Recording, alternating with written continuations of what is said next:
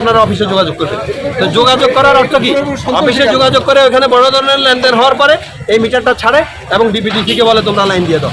পরবর্তীতে এই বিল্ডিংগুলো যেটা ভেঙে দিয়ে গেল সেটাই তো আবার বিল্ডিং হয়ে মানুষ বসবাস শুরু করে দিচ্ছে। অলরেডি বহু বিল্ডিং আছে যে আগে একবার ভাঙছে, এখন মানুষ বসবাস করছে, সেটাতে আর আঘাত করে না।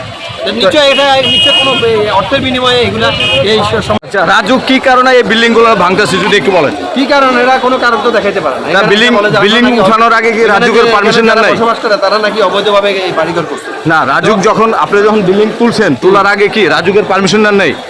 রাজুকের এখানে নাই, এখানে রাজুকের ড্যাপ আছে, এরিয়া প্ল্যান, এই প্ল্যানের বাইরে এটা রাজুকের আওতাধীন না।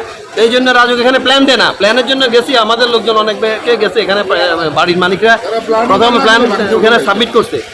প্ল্যান সাবমিট করার পরে ওরা বলে যে আমাদের তো এখন অথরিটি নেই, আমরা এখানে দিতে পারবো না প্ল্যান, আমাদের যে লেআউট ডিজাইন এটা এখনো হয়নি, সুতরাং এটা যখন হবে তখন নেবেন। কিন্তু এ ফাঁকে যে রাজুক এই প্রথমের কাজ প্রথম না করে শেষে এসে যদি আপনার এই বিল্ডিংটা শেষ হওয়ার পরে যদি কাজ করে